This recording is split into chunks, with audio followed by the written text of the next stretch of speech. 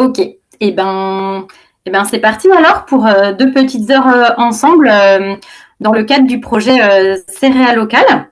Bienvenue à tous et toutes pour ce webinaire qui a lieu dans le cadre donc, du projet Céréales locales et où on va aujourd'hui s'intéresser à la, on va s'intéresser à l'implication des citoyens dans les filières ou les initiatives qui parlent et qui travaillent sur les céréales locales avec l'aspect plus précis de la sélection citoyenne, c'est-à-dire la sélection et le maintien de la biodiversité cultivée de la part des citoyens. Donc c'est un aspect un petit peu précis qui est très en amont de la filière. Mais voilà, dans les travaux que nous avons faits et qu'on va vous présenter très rapidement, eh bien c'est quelque chose qui a émergé. Alors, juste pour des petites questions pratiques, pour ceux qui sont arrivés, vous trouverez dans le chat une feuille d'émargement que je vous demande de compléter au fur et à mesure, enfin une fois au fur et à mesure que vous arrivez. Voilà, je veux bien que vous alliez compléter cette fiche. Je vous rappellerai pendant le webinaire d'aller la compléter. Je veux bien que vous fermiez vos micros pour pas qu'il y ait de risque d'écho ou d'interférence. Si vous voulez, vous pouvez aussi fermer vos caméras pendant les présentations pour utiliser moins de bandes passantes. Voilà. Et c'est parti. Donc, aujourd'hui, il y aura 4 présentations, 4 témoignages de groupes de citoyens qui travaillent autour de la sélection. Et pour commencer, on va vous présenter le contexte du projet dans lequel on organise en fait ces 7 webinaires, dont celui-ci est le deuxième. Je vais laisser la parole à Juliette Pérez et avant, je vais partager mon écran.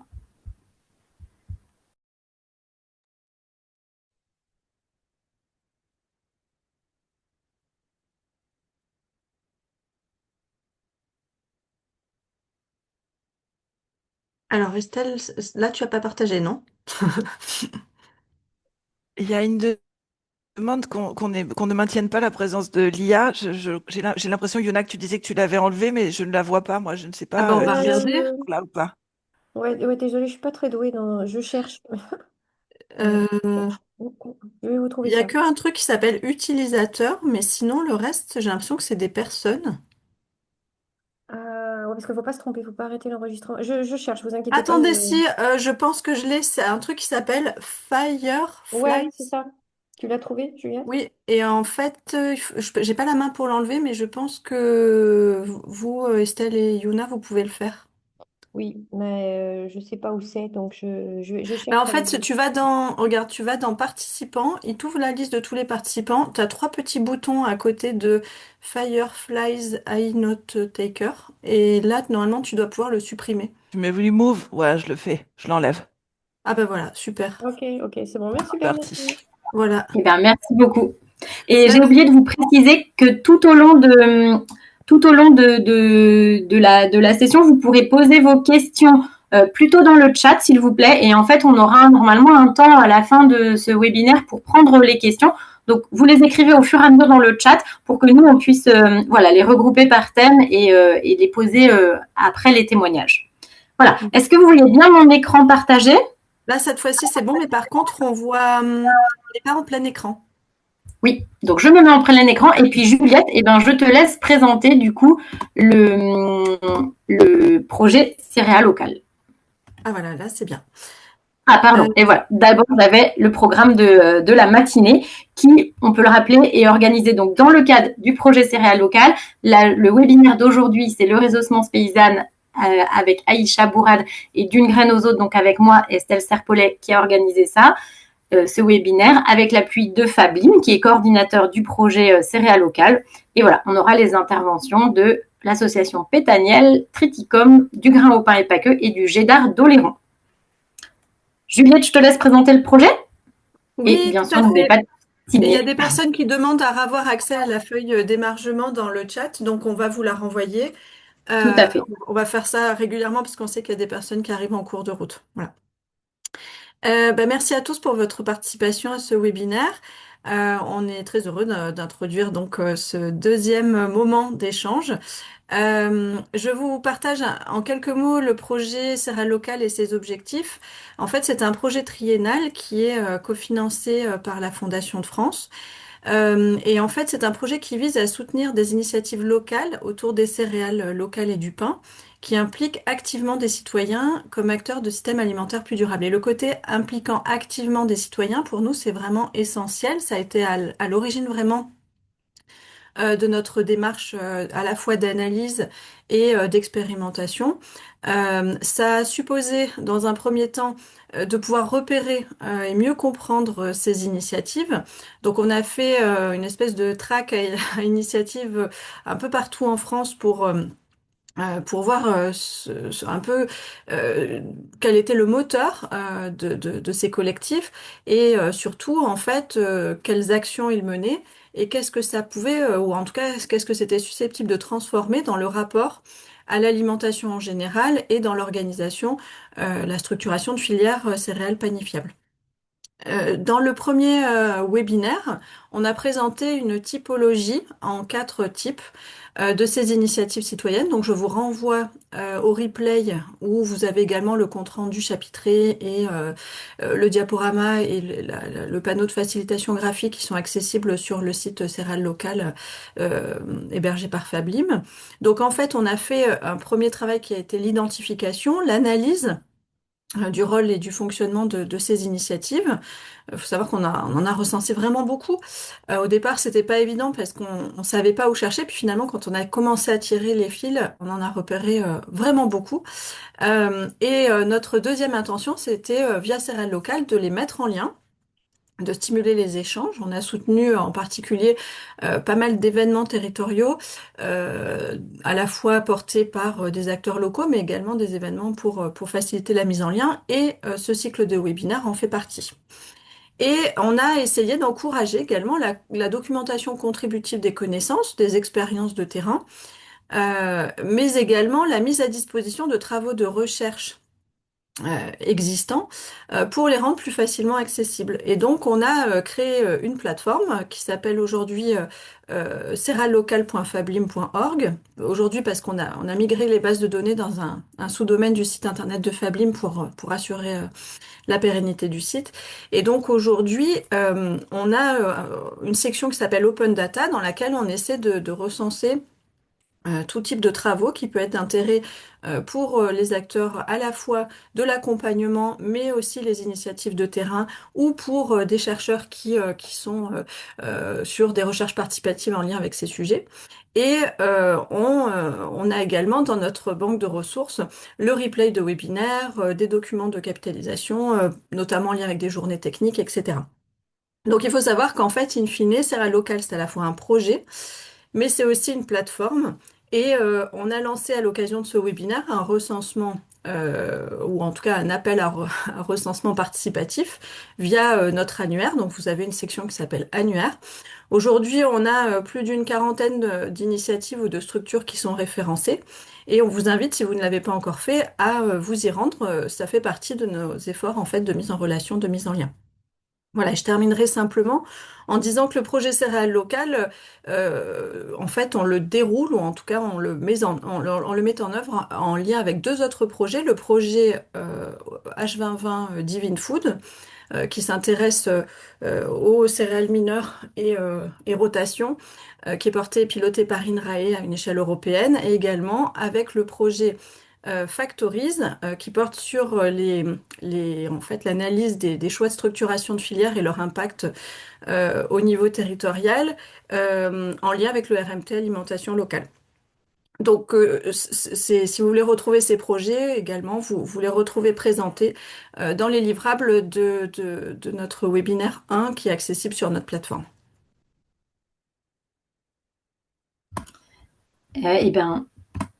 Merci beaucoup, Juliette. Aïcha, je te laisse la parole pour justement commencer à présenter ce dont Juliette a parlé, c'est-à-dire les 4 grandes typologies qui ont été identifiées. En effet, merci. Comme le disait Juliette, ces typologies, elles ont été présentées de façon plus précise dans le webinaire 1, mais pour y revenir rapidement, on a fait 4 typologies de toutes ces initiatives et expériences qu'on a eu l'occasion de soit d'enquêter, soit de découvrir. Donc dans le type 1, il y a toutes les initiatives qui se regroupent autour de ce qu'on a qualifié de lieux ressources communautaires. C'est donc des événements qui se constituent, ou des initiatives, des collectifs, des associations qui se constituent autour d'un four banal, d'épicerie, voilà, toutes ces sortes de choses qui sont autour d'un lieu en particulier et qui font beaucoup vivre au niveau local. Le type 2, ce sont les types événements de sensibilitisation. Donc, c'est vraiment cette idée de toutes les initiatives qui travaillent autour des fêtes du pain, des festivals, qui permettent de mobiliser sur un moment très particulier, qui transmettent des ressources et des savoirs qui sont ponctuels au moment de la transmission et de la rencontre avec le public, qui vient à la fois du local et des fois de bien plus loin pour ce genre d'événement. Le type numéro 3, c'est le type que nous avons qualifié d'initiative liée à un outil de transformation low-tech. Là, c'est beaucoup autour des fours et des moulins, qui a eu des initiatives qui se sont constituées autour de ces deux outils.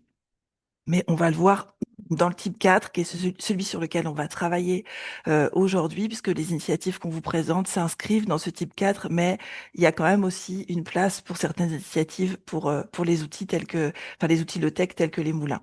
Donc ce type 4, c'est celui qu'on a qualifié de démarche de conservation des semences vivantes. Ce sont les collectifs citoyens qui vont se constituer autour de cet enjeu de conservation de semences, de collection de semences ou d'adaptation de variétés locales. Et du coup, Estelle, peut-être si je peux me permettre une seconde de partager mon écran, je vais montrer quelque chose d'assez imagé, si c'est possible. Voilà. Normalement, j'ai départagé, donc à toi. C'est bon, voilà. C'était juste pour dire que chaque webinaire va faire l'objet d'une facilitation graphique. Et Sandrine, notre facilitatrice, nous a fait en fait une synthèse de ce qu'a dit Aïcha en un panneau qui est assez sympa. Donc je vous renvoie au replay et aux différentes ressources associées au webinaire 1. Vous allez retrouver ce panneau de facilitation graphique. Et donc ce qu'a dit Aïcha, c'est détaillé là. Et encore plus détaillé dans un autre livrable qui est un article qu'on a coécrit avec Yuna et qui présente en détail les différents types. Merci beaucoup, Juliette. Eh bien, je repasse sur le partage du deuxième type.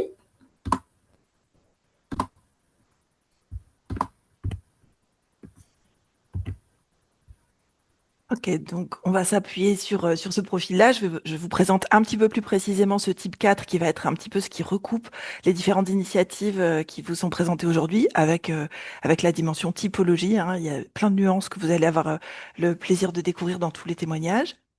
Donc, ce sont des associations, des collectifs, des initiatives qui s'inscrivent en zone périurbaine ou rurale, qui travaillent sur une collection de semences adaptées au territoire et qui peut être à l'origine d'une filière locale ou pas, ça dépend des collectifs, d'événements et de sensibilisation. Elles se constituent souvent autour de maisons de semences paysannes et citoyennes, autour des collections de céréales de pays et des parcelles de sélection. Il y a cet enjeu de toujours être la présence des collectifs de bénévoles qui va être un petit peu le sujet qui nous intéresse aussi beaucoup aujourd'hui.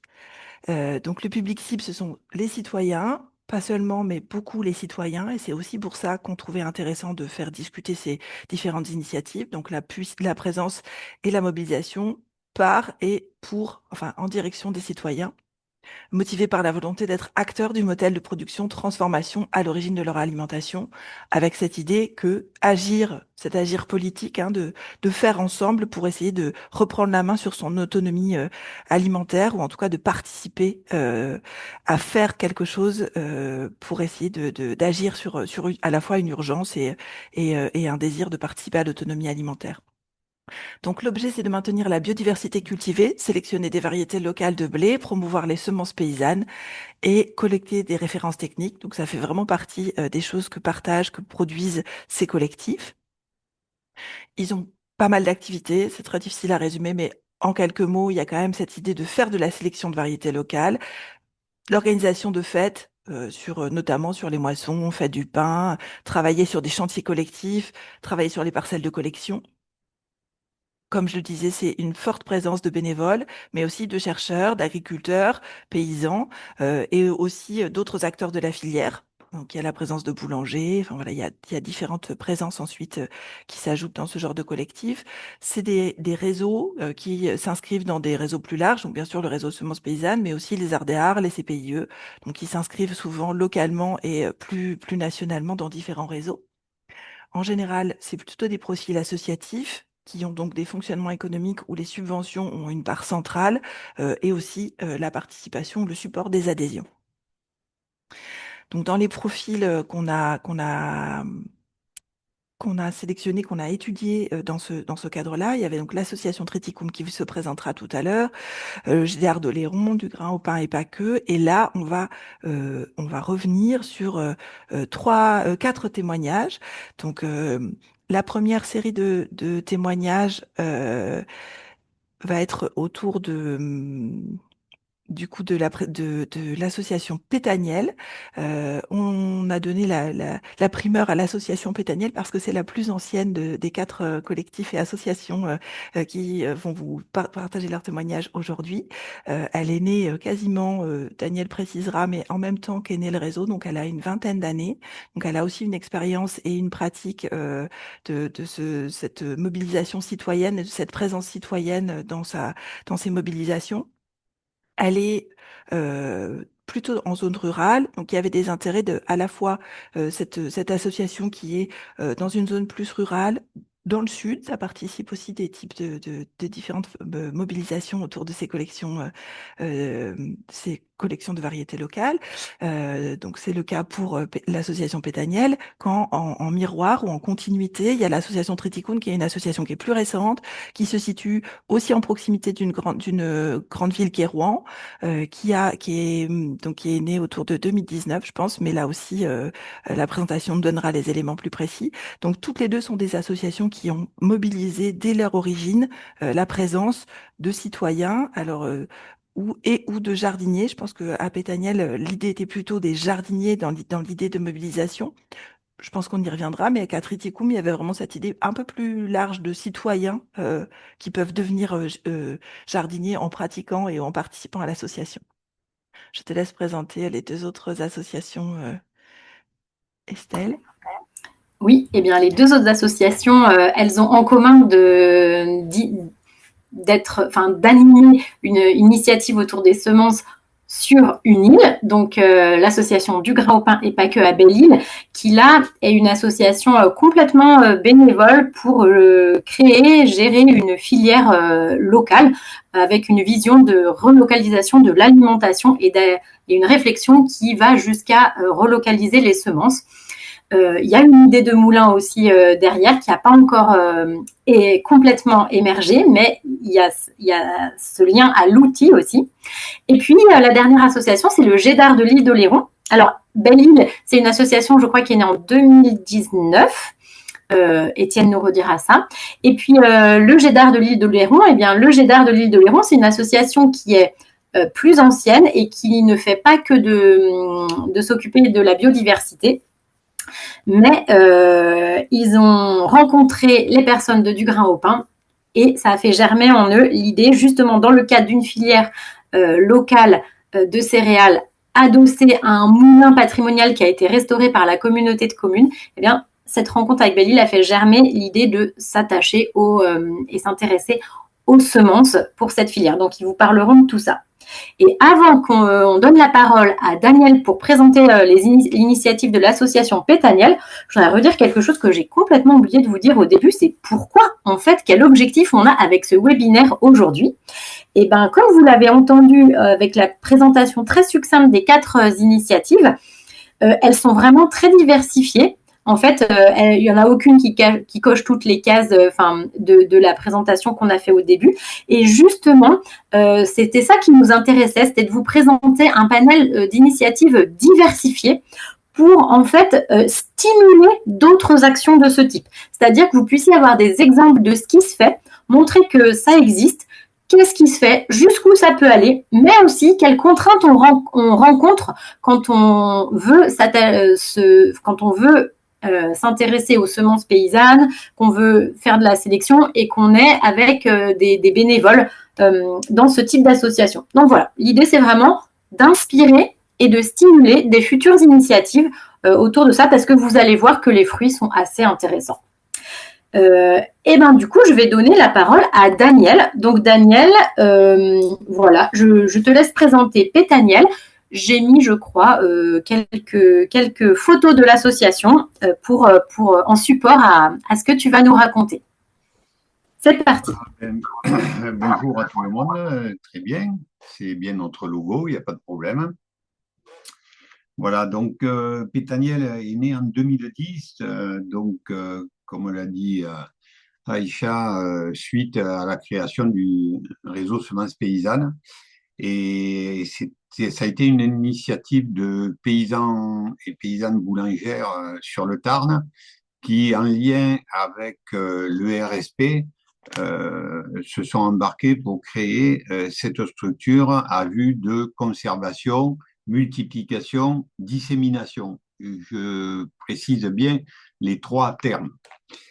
En 2010, on a commencé par récupérer des semences par-ci par-là, donc entre autres l'INRA de Clermont-Ferrand, et en suivant pas mal de semences du secteur dans la région qui nous étaient refilées par des papis qui avaient retrouvé des grains au fond d'une grange ou des gens qui avaient conservé ça comme ça par lubie. Et du coup, aujourd'hui, nous avons 80 variétés en conservation, dont seulement la moitié est ressemée chaque année pour un peu soulager le boulot d'entretien de la collection. Donc, le principe de base, c'est que par notre présence sur des foires, on entretient un lien avec des citoyens jardiniers et on propose des sachets pour un semis de 1 mètre carré par variété. C'est principalement grâce à ça que nous arrivons à maintenir la collection vivante, puisque chaque année, en septembre, les jardiniers reviennent avec leurs gerbes pour battre ensemble et reconstituer la collection. Le travail de suivi des jardiniers a été structuré avec des feuilles techniques d'accompagnement, parce que, bien évidemment, 1 mètre carré de blé dans un jardin, quand le grain est presque mûr, les oiseaux passent avant toi. Donc, on a essuyé pas mal de déboires et aujourd'hui, on a une fiche technique d'accompagnement et des relances régulières, mettre des filets sur les variétés qui se couchent facilement, mettre des tuteurs. Voilà.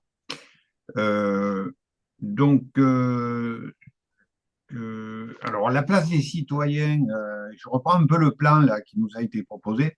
La place des citoyens dans notre collectif, la présidence et 80% du conseil d'administration est assurée par des citoyens, c'est-à-dire des personnes qui ne sont pas paysannes ou cultivateurs. Voilà. Ce qui nous a permis d'avoir une continuation, une pérennité dans le fonctionnement de l'association, parce que force est de constater que les paysans, pour la majeure partie, une fois qu'ils ont eu accès à des semences multipliées, on ne les revoit plus beaucoup, puisqu'ils travaillent pour partie avec des mélanges et pour partie avec des variétés qu'ils multiplient dans le réseau avec leurs connaissances perso, voilà, quitte à passer quand même par le forum blé semences paysannes qui permet quand même de partager à près de 1000 utilisateurs de semences. Voilà. Au niveau des initiatives de l'association, en plus de la conservation de cette collection, nous avons participé au comité de pilotage pendant 8 ans d'une formation BPREA paysan du grain au pain qui venait compléter la présence de la formation paysan boulanger en France, en parallèle avec le centre de formation de Coutances en Bretagne et celui de Montmoreau dans le Jura. Cette formation vient d'être suspendue pour des problèmes de fonctionnement. C'était avec une maison familiale et rurale. Et nous étions 7 professionnels à travailler dans cette formation et nous représentions le réseau Semences Paysannes, Pétaniel, l'ADR du Tarn et Nature et Progrès Tarn. Voilà. Donc, vu son arrêt, nous sommes 2 à être repartis sur une proposition d'une formation de 70 heures, donc en complément d'une formation agro sur une école publique agricole sur Albi dans le Tarn. Voilà.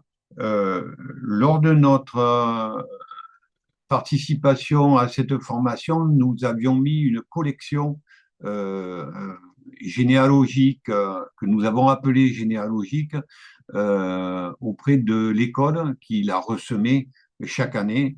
Quand je dis généalogique, elle partait des blés, des origines du blé jusqu'à quelques variétés, au moins une variété moderne pour qu'il y ait du comparatif qui puisse être fait par les stagiaires. Voilà.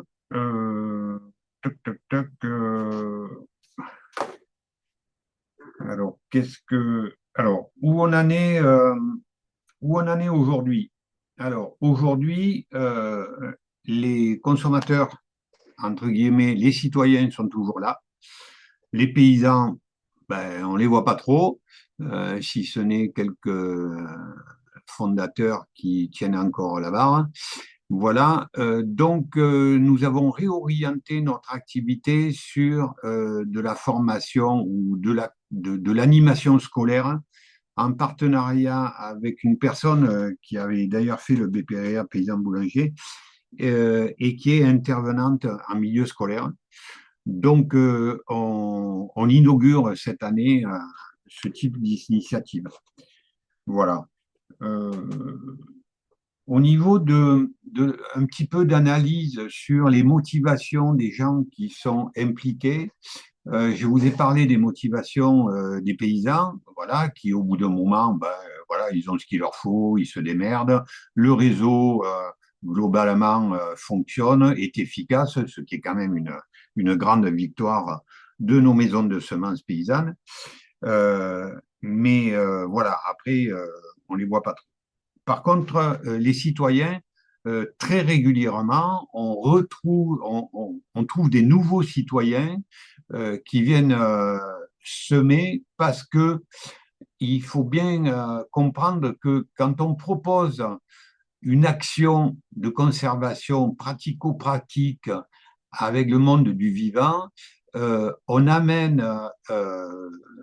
une satisfaction et un apaisement dans la frustration que peuvent avoir les citoyens de ne pas être en prise directe avec le vivant et de ne pas savoir quoi faire pour conserver notre biodiversité cultivée. Donc, c'est vraiment la base de la motivation et on a un renouvellement régulier sur les je sais plus, 300, 400 sachets qui sont distribués, on a un retour de 15%, ce qui nous permet de maintenir sans problème la collection.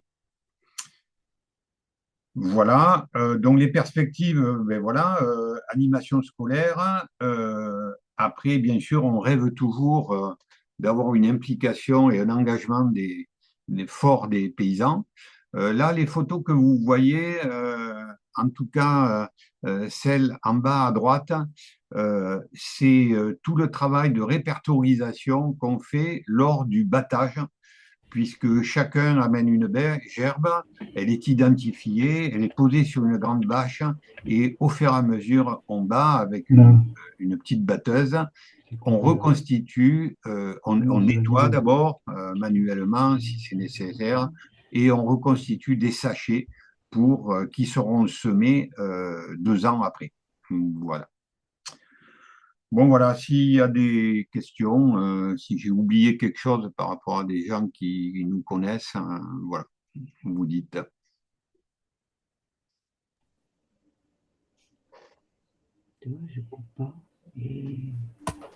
Eh ben, en tout cas, merci beaucoup, Daniel. Et aussi, j'ai oublié de préciser le timing. Et donc, tu as, voilà, été très succinct. Donc, c'est parfait pour que voilà, on puisse bien avoir du temps à la fin pour des questions. Voilà, vous avez pu avoir cette présentation d'une première initiative. Et ben, du coup, je propose de laisser la place à Clémence maintenant pour Triticum, pour qu'on puisse voir un autre mode de fonctionnement où il y a l'implication des citoyens.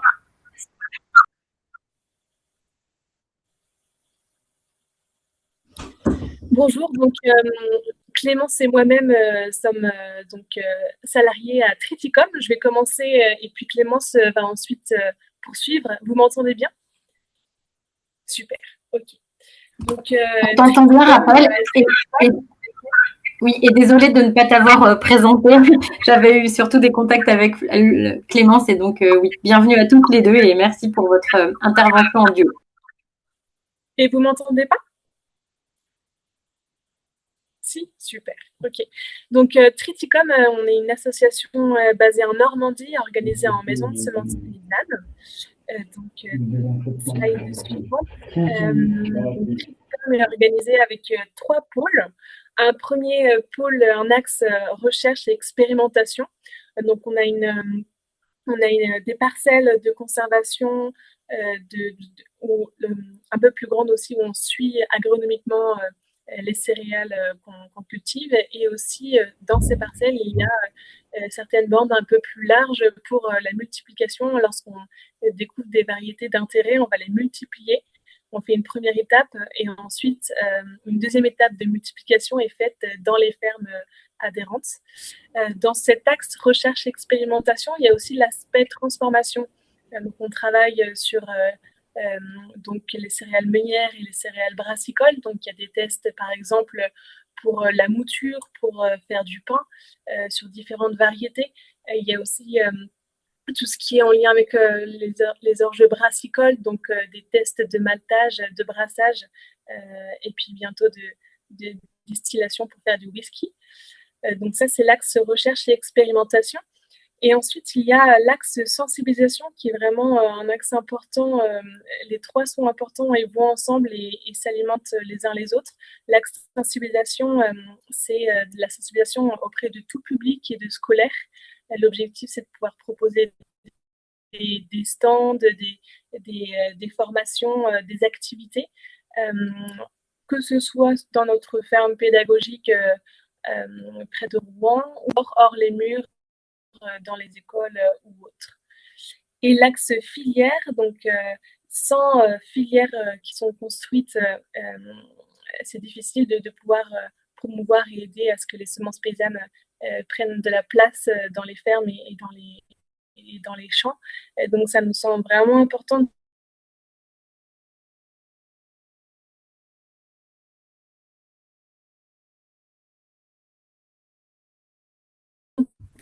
travailler ce sujet. Et donc on travaille la filière céréales meunières. Donc on a en 2023 constitué un groupe de travail avec les acteurs de la filière et les citoyens pour créer la marque Les Filières Pop, qui est un label. Je ne rentre pas forcément dans les détails, là je vous présente de manière succincte et on pourra entrer dans les détails un peu plus loin. Donc ça, ce sont les 3 axes de Triticum.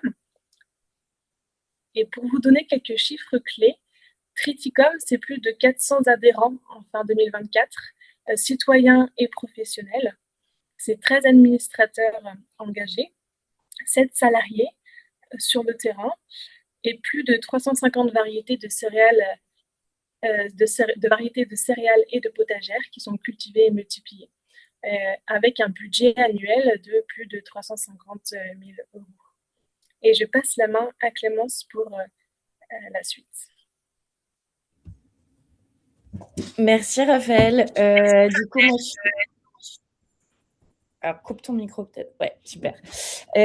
Donc, je suis Clémence. Aujourd'hui, je suis coordinatrice de l'association et je suis plutôt bien placée pour parler de ça puisque aujourd'hui, je suis salariée, mais je suis rentrée dans l'association en tant que bénévole, en tant qu'engagée citoyenne. Et ça a été important pour moi à l'époque, et je le souligne en fait, de trouver une façon effectivement concrète de participer aux efforts collectifs pour l'agroécologie, pour la protection des semences paysannes, pour la sensibilisation du grand public.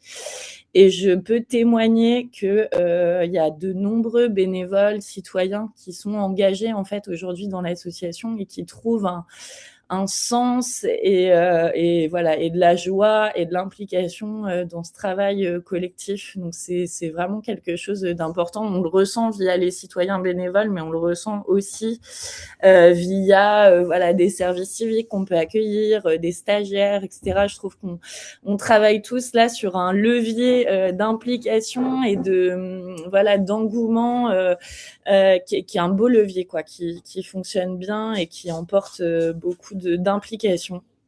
En tout cas, c'est ce qu'on constate ici, nous, en Normandie.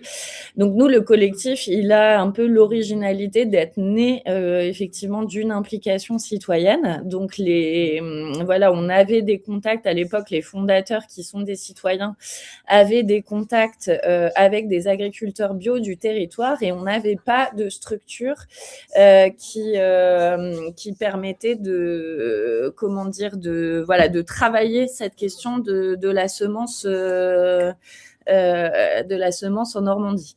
Donc c'est des citoyens de divers milieux en fait. Il y avait des musiciens, des profs, des chargés de PAT dans les collectivités et des professionnels qui sont engagés là-dedans. Donc la première étape, ça a été de retrouver, de rapatrier en Normandie pas mal de variétés, de lots de semences avec l'aide, il y en a quelques-uns parmi vous, mais beaucoup de maisons de semences et le réseau qui nous a aidés en fait à rentrer, à nous mettre en lien avec les autres collectifs et à commencer à travailler là-dessus. Donc la première implication, ça a été de sortir ces variétés et de les mettre en terre sur une parcelle d'essai près de Rouen. Et donc, pendant près de 2 ans, l'association, elle a fonctionné uniquement avec des bénévoles, donc à la fois pour mettre en place les essais, cultiver toute l'année, récolter, battre à la main, etc., jusqu'à partager les récoltes avec des agriculteurs du territoire. Donc, et dans un deuxième temps, l'association a pu commencer à recruter des salariés. Donc aujourd'hui, l'implication des citoyens, je l'ai un peu classée en 3 thématiques. Ce qu'on appelle une implication technique. J'entends par technique que leur implication, elle est vraiment nécessaire pour avancer dans tous les travaux qu'on met en œuvre. Et il y a une vraie implication concrète de travail au champ, de travail de battage des semences, de travail d'aide en fait à la multiplication. Donc aujourd'hui, on a des chargés de projet qui suivent ça en tant que salariés, mais il y a encore et toujours besoin de l'implication des citoyens et des bénévoles, sinon on n'en serait pas là et on n'arriverait absolument pas à faire tout ce qu'on fait aujourd'hui à la fois sur les céréales et sur les graines potagères. Donc ils aident au champ, ils sont impliqués aussi donc dans des ateliers de sélection qu'on a pu faire en champ pour à la fois les sensibiliser à la sélection participative, notamment avec l'aide d'Isabelle de l'INRA qui est venue à plusieurs reprises animer en fait des ateliers de sélection participative avec les citoyens. Et puis ils ont leur place aussi dans les tests de dégustation.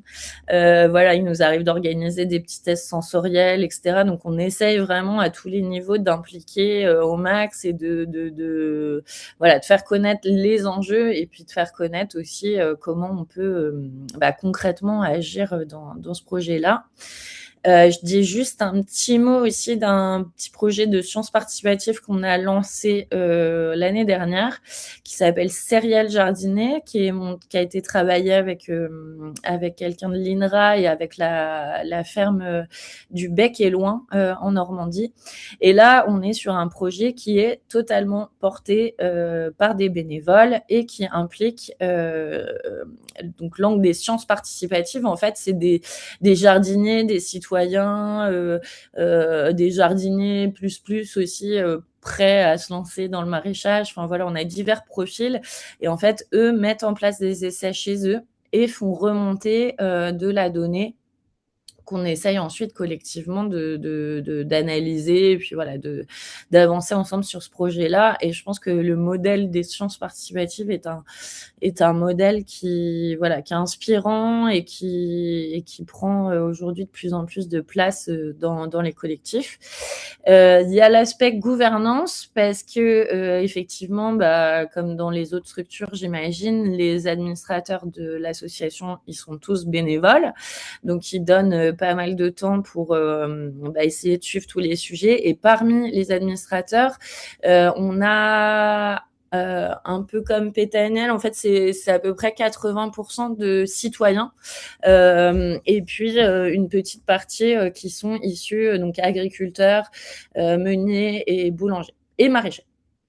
Donc l'implication dans l'organe de gouvernance, il est important, et sachant que chaque administrateur, par binôme ou par trio, ils ont un peu chacun leur domaine d'action et d'appui, que ça soit sur l'aspect recherche, sur l'aspect sensibilisation, sur l'aspect filière. Chacun y trouve aussi son intérêt et là où il a envie de s'impliquer. Et puis, comme l'a dit Raphaël, on a co-construit avec les professionnels et des citoyens les filières POP, donc qui est un espèce de label effectivement pour que en Normandie les gens puissent identifier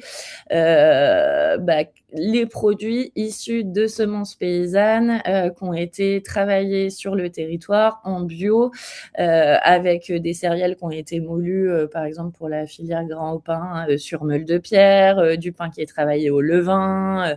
Enfin voilà, on avait envie de créer quelque chose qui permette d'identifier en fait ça, donc d'où la naissance des filières POP. Et là, on a des citoyens qui sont aussi impliqués dans le comité de pilotage et qui ont participé à la construction de la charte. J'ajoute que, à mes yeux, même s'ils ont ce statut de professionnels, les agriculteurs, on a des agriculteurs dans le réseau, des meuniers, des boulangers qui sont quand même assez engagés, qui participent au CA, qui participent au COPIL et qui se rendent disponibles pour aider les salariés ou dépanner sur des trucs, etc. Donc pour moi, ils ont aussi tout à fait leur place citoyenne en fait dans ces projets-là, quoi. C'est aussi des engagements qui prennent pour le collectif et pas seulement pour eux. Et puis enfin, la participation citoyenne, elle est dans la sensibilisation et l'animation. On est toutes les semaines ou presque et les week-ends sur des stands, sur des événements, etc. pour essayer d'expliquer au grand public les enjeux qu'on porte. Et là, la place des citoyens est aussi essentielle puisqu'ils viennent beaucoup en renfort pour nous aider à animer tout ça, à être à droite, à gauche, quoi. C'est vraiment une force de démultiplication. Dans votre proposition de déroulé, vous avez souligné les enjeux qu'on pouvait rencontrer sur notamment, alors nous on est dans un modèle où il y a à la fois des salariés et des bénévoles, donc ça demande de trouver en fait toujours une articulation assez vivante, qui peut des fois être délicate. Nous parfois du point de vue salarié, on a l'impression d'un peu trop tirer sur la corde, d'en demander beaucoup aux bénévoles, de beaucoup les solliciter. On est toujours dans la proposition, hein, bien sûr, il n'y a rien d'obligatoire, mais voilà, il y a cette articulation toujours à trouver entre des salariés qui sont payés pour être là, des bénévoles qui s'engagent, qui ont besoin de trouver leur place, qui ont des niveaux d'engagement qui sont différents.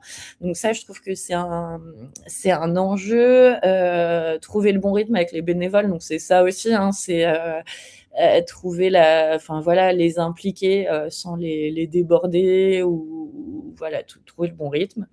La formation aussi, c'est vraiment un enjeu important parce que si on veut, en fait, nous, équipe salariée aujourd'hui, c'est pas nous qui pouvons aller, voilà, on n'a pas un temps infini pour aller sensibiliser le plus de gens possible. Donc, en fait, les citoyens du réseau, c'est eux aussi qui portent ça. Et donc, ça implique qu'ils soient en mesure de parler de semences paysannes, de parler de toutes les activités de l'asso, de parler des enjeux qu'il y a derrière.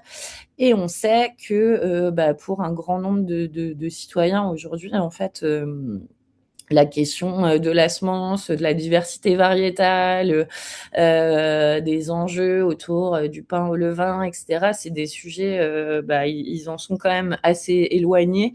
Donc voilà, il y a cet enjeu à essayer de les former eux pour qu'ils deviennent aussi des ambassadeurs, des porte-paroles et qu'ils se sentent à l'aise et légitimes à parler de ces sujets qui peuvent apparaître assez techniques.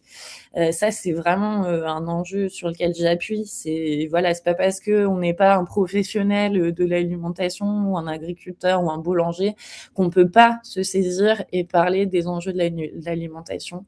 C'est vraiment un sujet qui nous concerne tous. Et puis, les canaux de communication, je pense que c'est un vaste sujet qu'on pourrait approfondir collectivement parce que c'est pas évident. C'est pas évident de savoir. Alors, nous, on essaye d'être un peu sur tous les fronts. On a un réseau interne, on travaille beaucoup sur Slack, qui permet vraiment d'engager les membres actifs. C'est un peu du type Discord, pour ceux qui connaissent. On a WhatsApp, on est sur Facebook, on essaye d'être sur les réseaux. Voilà, nous, c'est vrai que l'asso, il y a à la fois des agriculteurs, à la fois des urbains, à la fois des ruraux, des gens qu'on est aussi dans des collectifs où souvent il y a des visions et des approches différentes sur comment on aborde la place Google, est-ce qu'on y va, est-ce qu'on n'y va pas, comment on communique entre nous, comment c'est efficace, etc. Et là-dessus, je trouve que c'est difficile, en fait, de trouver les bons canaux, d'être au contact de publics assez diversifiés et de maintenir les liens. C'est pas toujours évident. Voilà pour les enjeux. Donc réalisation de l'initiative, moi je voulais juste vous donner un petit exemple chiffré parce que on n'a pas forcément compté précisément ces dernières années ce qu'on appelle les contributions volontaires, le temps de bénévolat. Et là, en 2025, on a vraiment essayé de se plier à faire un fichier de suivi pour se rendre compte en fait de cet engagement parce qu'en fait on le sous-estimait finalement par rapport au réel. C'est quelque chose qui peut être valorisé aussi, vous le savez sûrement, mais auprès de mécènes ou de financeurs. Donc c'est important de se rendre compte et en fait là on a fait le petit bilan justement en vue de la visio et c'est quand même assez énorme ce qu'on a en tout cas recensé. Donc c'est du à minima au réel et finalement là le temps bénévole en 2025 à Triticum représente plus de 2 temps pleins salariés et plus de 40 000 € en fait d'apport si on valorise le temps au SMIC. Donc voilà, désolée de mettre des chiffres dans ces sujets très humains, mais c'est important, je trouve, de se rendre compte et c'est énorme en fait. Et clairement, nous, l'équipe et l'asso, on pourrait pas faire autant de choses sans cette implication.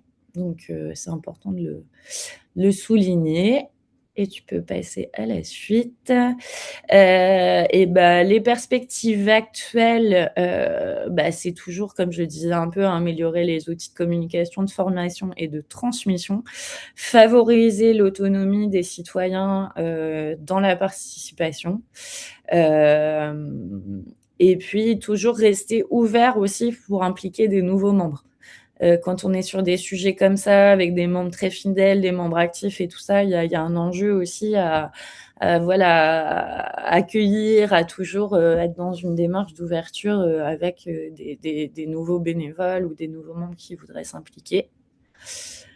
Et du coup, je crois que pour terminer, le message qu'on voulait porter, c'était que pour nous, l'implication citoyenne, c'était vraiment un levier de transition et de démultiplication en fait de la force des projets, des messages, des gens qu'on peut mobiliser. Voilà, donc pour nous, c'est vraiment quelque chose qui est central. Voilà. Eh ben, merci beaucoup à toutes les deux pour cette présentation. On a vu qu'il y avait quelques points communs avec Pétaniel et aussi des différences, notamment en termes d'équipe salariée. Et là, vous avez bien mis en lumière, je trouve, l'articulation entre salariés et citoyens, qui est peut-être une des caractéristiques de votre association. Donc, merci beaucoup. Et bien maintenant, on va partir en Bretagne. Et on va donner la parole à l'association Du Grain au Pain et pas que. Alors, Étienne, si tu es là, c'est à toi la parole. Je suis là. Vous m'entendez? On t'entend bien. Bon, très bien. Alors, l'association Du Grain au Pain et pas que, nous avons ajouté et pas que pour nous distinguer un peu de cette appellation qui circule beaucoup du grain au pain. L'association est née en 2019, en novembre 2019 également, avec un double projet, relancer une filière de production et de farine et reconstruire un moulin à vent. En réalité, j'aurais dû inverser les deux axes du projet. La reconstruction du moulin à vent, ça a été l'idée première, l'idée qui a prévalu lors de la création de l'association. Mais très vite s'est imposée l'idée d'avoir du grain à moudre, si je puis dire, puisque en réalité il y a eu à la fin du 19e siècle à Belle-Île en mer, il y a eu 23 moulins à vent dont il ne subsiste plus grand-chose. L'idée donc c'était d'abord un projet patrimonial, puis est venue l'idée que il fallait aussi relancer une filière de production de céréales pour produire de la farine. J'ajoute que s'il y a eu une activité forte de production de blé, de production de farine autrefois, à Belle-Île, en 1953, l'activité de production de farine s'est interrompue. Et par conséquent, toute la farine qui est consommée sur l'île aujourd'hui, mais depuis 1953, provient d'ailleurs, provient du continent, comme l'on dit ici, hein, donc arrive par bateau jusqu'à nous. Moi, je suis l'actuel président, donc Étienne Marest, depuis un an. Je n'étais pas présent lors de la création de l'association en novembre 2019. Je suis arrivé très vite après, au bout de quelques mois, et j'étais moi-même porteur d'un projet de relance de variétés anciennes ou de variétés paysannes de blé. Et donc, à l'automne 2020, nous avons semé nos premiers blés anciens ou premiers blés paysans, près de 40 variétés que Comme il a été dit précédemment, nous avions rassemblé, nous étions allés chercher ici ou là. Estelle nous a permis d'en trouver d'ailleurs un certain nombre, en particulier des blés de Galice, parce qu'on se disait que entre la Galice et la Bretagne et Belle-Île, il pouvait y avoir un certain nombre de similitudes, mais aussi des blés espagnols, des blés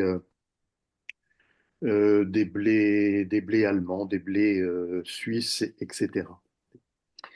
Euh, alors, comme je l'ai dit, le projet repose sur un double axe, c'est relancer une filière de production de farine et reconstruire un moulin à vent. Et donc, par conséquent, très vite, vous le voyez là, au printemps 2021, on a pu mettre en culture 3 hectares de blé avec l'aide de 3 agriculteurs différents, 3 agriculteurs bellilois, chacun 1 hectare, accompagnés par la Chambre d'agriculture d'ailleurs.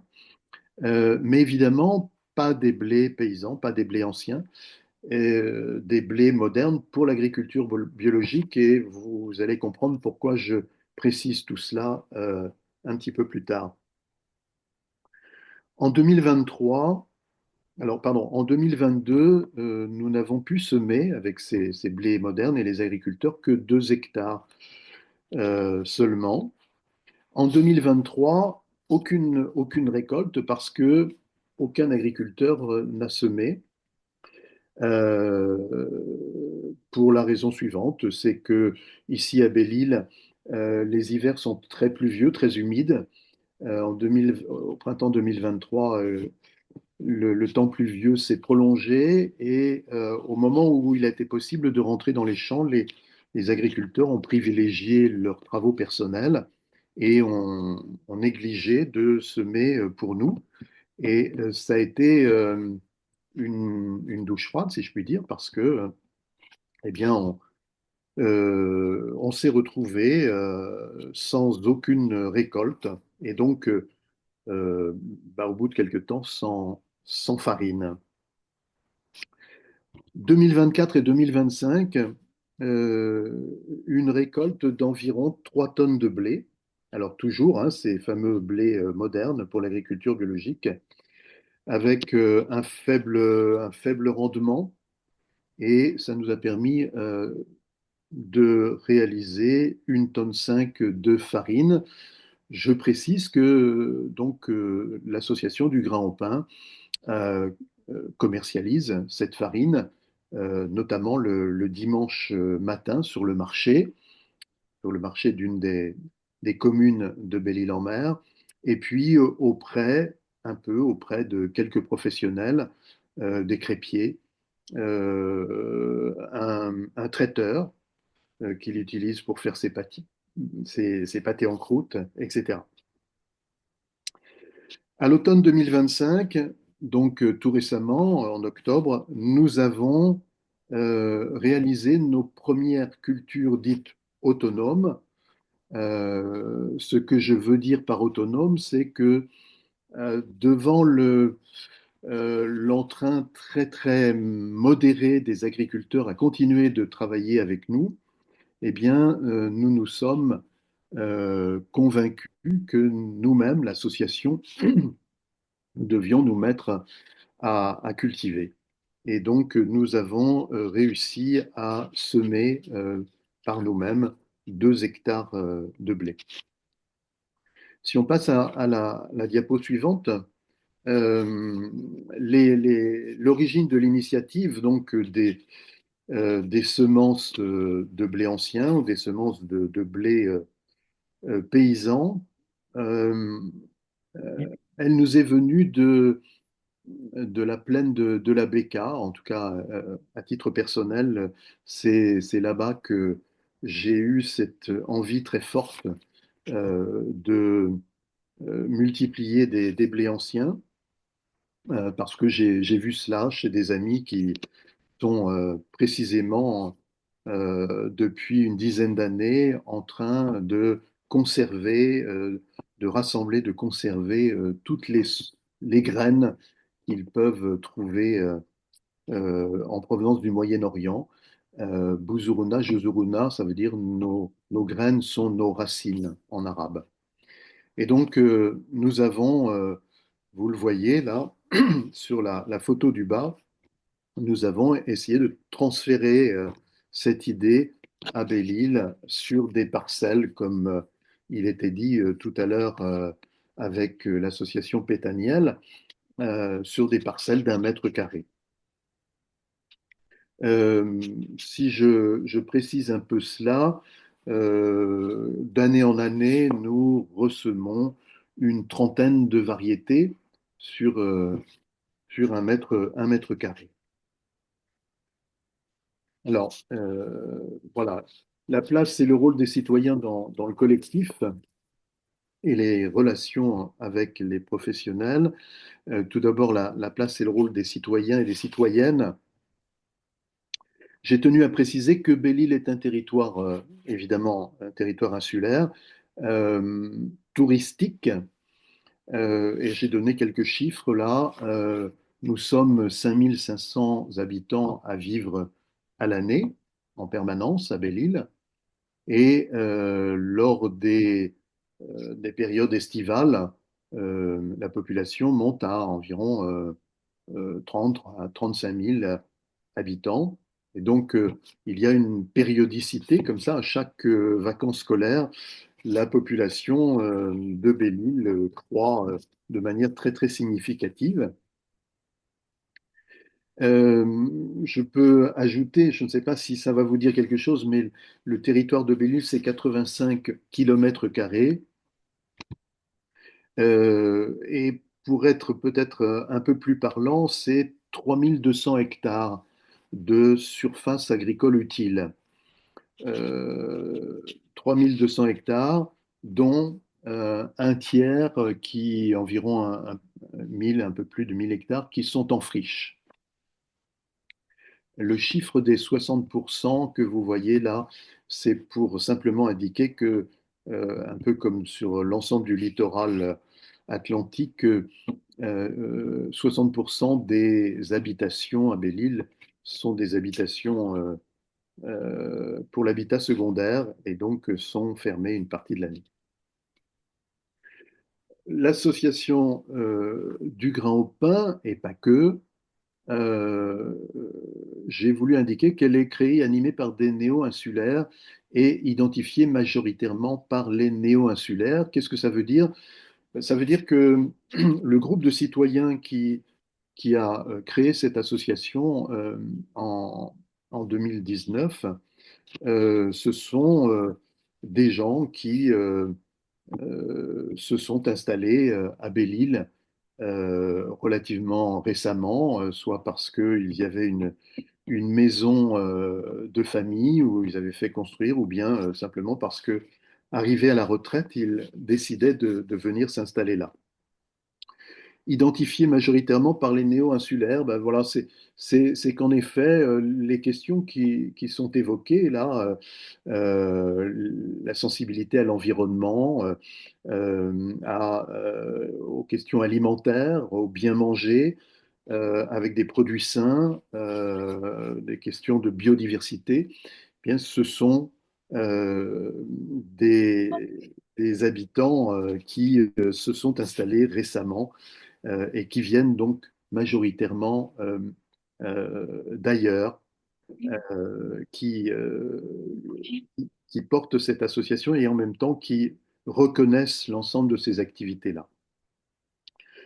Notre association est relativement bien, je dirais, considérée, reconnue. Nous avons une centaine d'adhérents. Néanmoins, nous avons une difficulté, nous ressentons une difficulté à maintenir un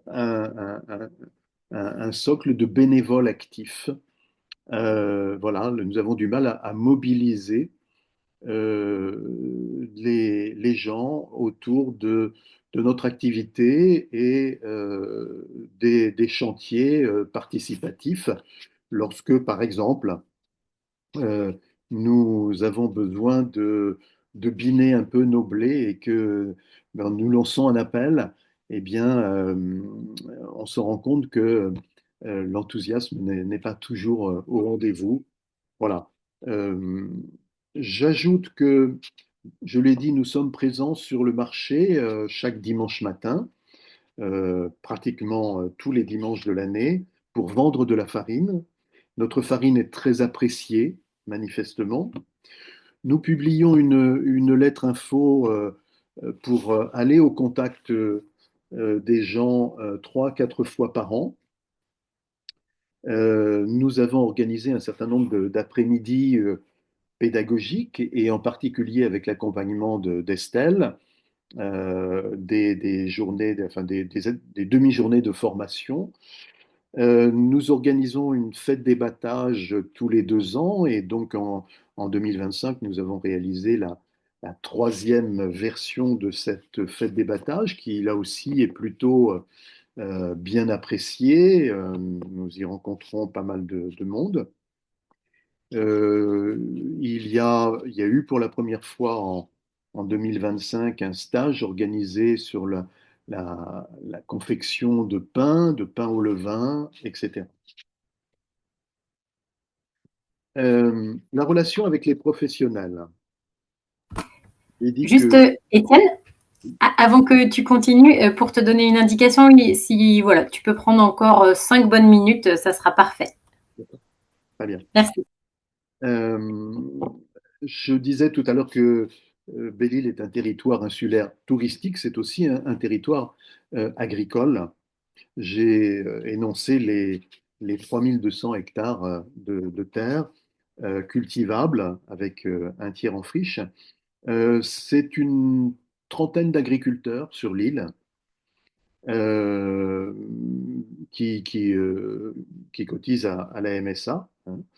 Ce qui est intéressant, je crois, c'est que euh, le nombre d'agriculteurs est plutôt stationnaire, alors qu'il a tendance à décroître sur l'ensemble du territoire français, tout simplement parce qu'un certain nombre de jeunes s'installent et qui, en général, sont porteurs de formules plutôt alternatives. Par exemple, l'élevage de chèvres pour la laine ou la vigne, c'est très nouveau pour nous, la vigne à Belle-Île, ou l'élevage de porcs en plein air, euh, comment dire, sur un tout petit modèle. J'ai voulu signaler que l'agriculture belle-îloise s'est convertie alors que la culture du blé était majoritaire jusqu'à la fin du 19e siècle. Après la Deuxième Guerre mondiale, l'agriculture belle-îloise s'est convertie, je dirais, à une agriculture exclusivement d'élevage. Et donc ça a une incidence pour nous aujourd'hui, vous allez le voir, parce que notre projet initial, comme je l'ai indiqué, consistait à tendre un fil, c'est-à-dire à créer une filière, à tendre un fil entre les différents acteurs d'une filière céréalière, c'est-à-dire des agriculteurs pour produire, un meunier ou des meuniers, et puis ensuite des professionnels et des consommateurs. Et notre rôle, c'est comme ça que nous l'avions conçu, euh, devait consister simplement à favoriser, à mettre de l'huile dans les rouages, à être les intermédiaires.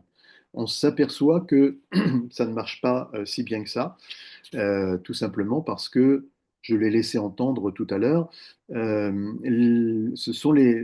le premier maillon de la chaîne en quelque sorte qui fonctionne le moins bien, c'est-à-dire les agriculteurs qui ont du mal à entrer dans notre schéma et dans notre projet.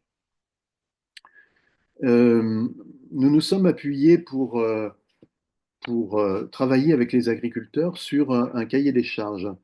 J'ai indiqué qu'il s'agit d'un instrument paradoxal. Pourquoi? Pour quelles raisons? Tout d'abord parce que ce cahier des charges nous a permis de résoudre un problème, je dirais, interne.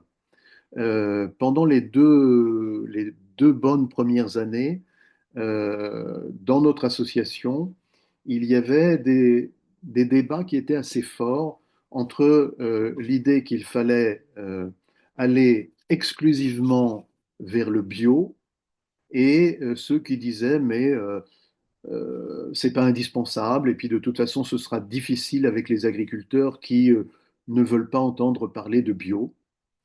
Alors, on a réalisé ce cahier des charges qui a consisté à dire aux agriculteurs, vous, vous allez cultiver pour nous ou avec nous, mais on n'utilise jamais le terme bio. On leur dit qu'ils ne pourront pas mettre d'engrais de synthèse, ils ne pourront pas mettre de désherbant. Ça a semblé marcher pendant un temps, et puis, comme vous avez pu le voir, eh bien, on a vu progressivement les agriculteurs faire un peu marche arrière et précisément se retrancher derrière l'idée que notre cahier des charges finalement est trop contraignant et ne leur permet pas d'avoir des rendements satisfaisants. Voilà, dans les relations avec les professionnels, j'ai indiqué la question des ravageurs, mais j'y reviendrai. En tout cas, c'est un des facteurs qui, qui provoque une faiblesse, dans une certaine mesure, une faiblesse des rendements. Voilà. Nous, où nous en sommes aujourd'hui, j'ai indiqué que en ce qui concerne la gestion de la filière de production de farine, eh bien, nous en sommes à environ 3 tonnes de blé, donc sur 3 hectares. Donc vous le voyez, ce sont des rendements faibles, c'est 10 quintaux à l'hectare.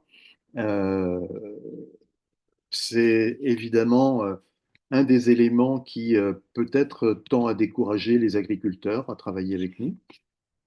Et donc, pour l'instant, on a le sentiment d'une certaine stagnation en termes de rendement. Euh, Dans notre implication avec les agriculteurs, nous avons pu acquérir du matériel, une ERC-trie, des silos de stockage, une brosse à blé et d'autres encore. Et puis, donc j'ai signalé tout à l'heure euh, nos premières cultures dites autonomes. En effet, il nous paraît important, en tout cas c'est là où nous en sommes arrivés, qu'il fallait que nous-mêmes, nous puissions nous impliquer pour cultiver et essayer de faire la démonstration qu'il est possible de cultiver. Alors, évidemment que nous voulons tendre vers le plus rapidement possible, et vous allez voir que ça vient de cultiver avec des semences paysannes, euh, et nous nous en approchons.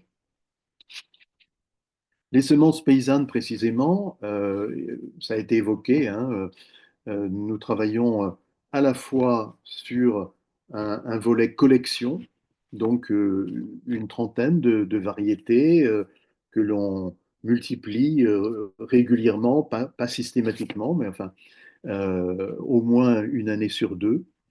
Et puis un volet multiplication, c'est-à-dire que lorsque au bout de 2, 3 ans, nous constatons que une variété, des variétés nous paraissent bien adaptées au climat et à la terre de Belle-Île, eh bien, nous passons à des échelles un peu supérieures, de 1 m² à 10 mètres carrés, puis ensuite à une cinquantaine de mètres carrés. Et ça nous a permis de développer un mélange, il y a 3 ans, que nous avons appelé le mélange de Parlevent, qui est composé de 6 variétés. À l'époque, il y a 3 ans, nous avons associé en proportion égale. Et, et aujourd'hui, nous sommes passés, nous l'avons semé sur 8000 mètres carrés au mois d'octobre. Donc, nous sommes assez satisfaits de cela parce que on voit que ce mélange de variétés anciennes, il prend une certaine proportion et que nous allons l'année prochaine atteindre un des, un des objectifs que nous étions fixés, c'est-à-dire d'arriver à semer 1 hectare de ces blés. Est-ce que on peut avancer encore? Ouais, et je veux bien que tu tardes pas trop pour la fin. Il te reste voilà, 2-3 diapos et voilà, si tu peux faire en 2-3 minutes, c'est cool. Je pense que j'ai été assez explicite en ce qui concerne nos difficultés avec les agriculteurs. Je crois que la majeure partie de comment dirais-je, de cette frilosité des agriculteurs à l'égard de notre projet repose très probablement sur les faibles rendements. Je ne vais pas m'étendre là-dessus, mais enfin, je pense qu'on pourrait creuser un peu ces explications-là. Nous rencontrons un problème majeur avec les ravageurs. À Belle-Île, il y a beaucoup de lapins, beaucoup de lièvres, beaucoup de faisans, beaucoup de pigeons. Et donc, c'est un facteur important et c'est d'ailleurs aussi un facteur d'une réduction des rendements. Nous devons faire face à cela. Et puis, nous rencontrons des difficultés avec les sols parce que nous avons affaire à des sols qui sont parfois dégradés, dégradés soit parce que ils sont revenus à la friche depuis quelque temps et que nous essayons de les remettre en culture, ou bien dégradés parce que l'agriculture conventionnelle a en partie abîmé les terres et donc eh bien, c'est une des causes aussi pour lesquelles nous avons des rendements qui sont relativement faibles. Les perspectives actuelles, je l'ai un peu évoqué, hein, nous avons commencé de cultiver par nous-mêmes en tant qu'association, et alors que nous ne sommes pas agriculteurs, nous sommes lancé un défi en quelque sorte, c'est de cultiver 1 hectare de blé d'hiver et 1 hectare de blé de printemps. Et très vite, uniquement, exclusivement avec des blés anciens. En essayant de mettre en pratique des méthodes culturales appropriées, donc appropriées à l'agriculture biologique. Et voilà, on s'interroge. Hein, on s'interroge, est-ce que, en tant qu'association, nous allons être capables de cela? Et puis jusqu'où ça peut nous conduire, dans la mesure où notre projet initial, c'est pas de devenir agriculteur, mais pour l'instant, nous sommes embarqués dans cette galère, si je puis dire. Et le dernier message que je voudrais faire passer, c'est et avec cette photo que je trouve magnifique de ces blés qui, juste avant d'arriver à maturité, montrent des pailles de différentes couleurs, bleu, rose, mauve, jaune, etc. C'est que ça vaut la peine de se lancer dans cette aventure. Je vous remercie. Eh ben, merci beaucoup, Étienne. Peut-être ce qu'on peut préciser, c'est que l'association du Grain au Pain n'a pas de salariés. Hein, c'est tout des bénévoles. Je ne sais plus si tu l'as dit, mais dans tout ce que tu as présenté, les relations agriculteurs, tout ça, voilà. Je pense que c'est une précision importante. Je ne l'avais pas dit. Eh ben, merci beaucoup, Étienne.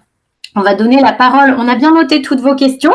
Et pour qu'on puisse y répondre, eh bien, André, qui va présenter le collectif du Jet d'Art d'Oléron, ben voilà, tu as le défi enfin voilà, tu as un défi à relever de parler 10 minutes, 15 minutes pour qu'on puisse garder encore 15 minutes de questions. À toi la parole.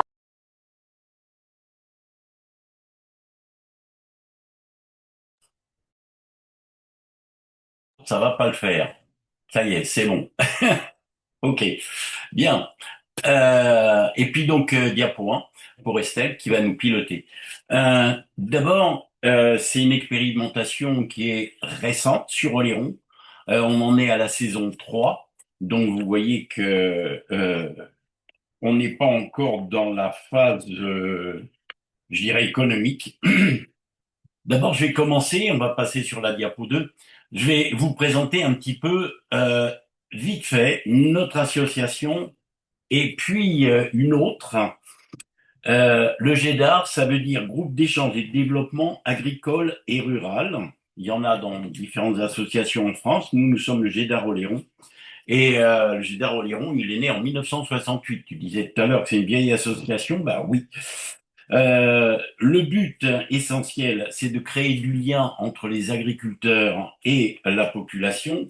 Et pour ça, on a différents modalités d'action. Je ne vais pas toutes les développer, je vais me concentrer sur celle-là. Parmi celles-ci, donc, il y a celle qui est née, en fait, il n'y a pas si longtemps que ça. On va voir comment.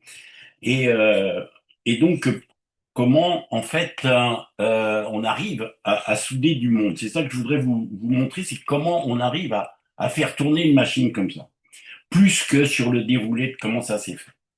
Euh, on fait, cette association du GEDAR fait partie d'une autre association, dont fait partie d'ailleurs Belle-Île, et donc des GAP, du Grand Pain.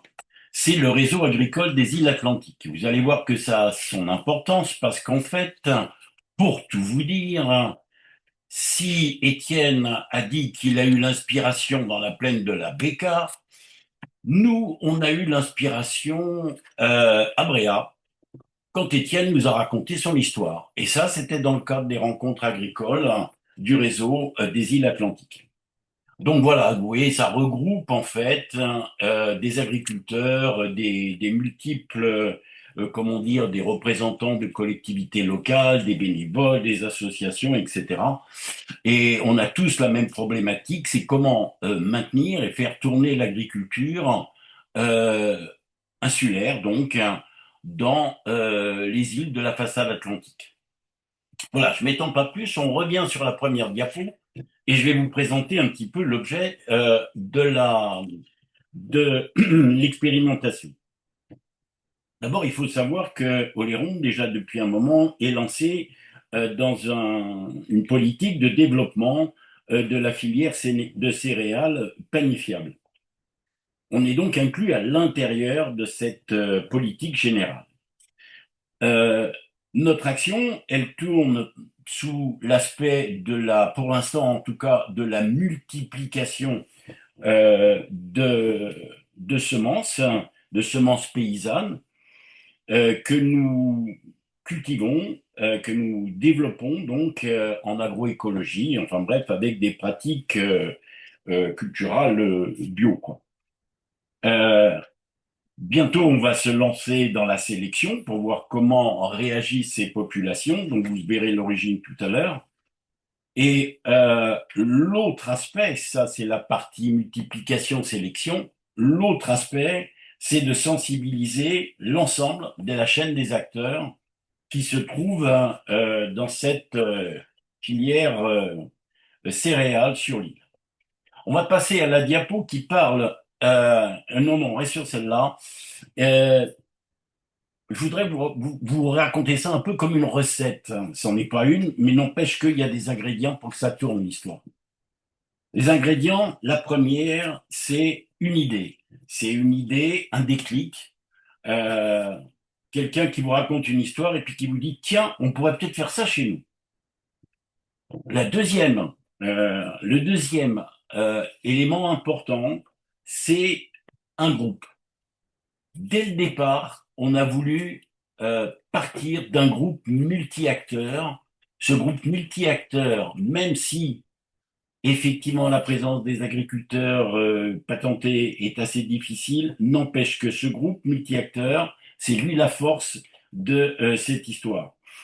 Qu'est-ce qu'il y a là-dedans? Il y a des associations bénévoles qui sont en relation les unes avec les autres. On a on a aussi un soutien politique, on va le voir plus tard, un encadrement scientifique qui est assuré, on va le voir aussi tout à l'heure, entre autres par Estelle et aussi par le CPI local. Et puis donc, ce groupe, bah, il lui faut donc des sachants, des gens comme Étienne qui viennent vous raconter, bien, au fait, j'ai un problème, comment tu fais? Et puis d'autres, là, c'est le but du webinaire.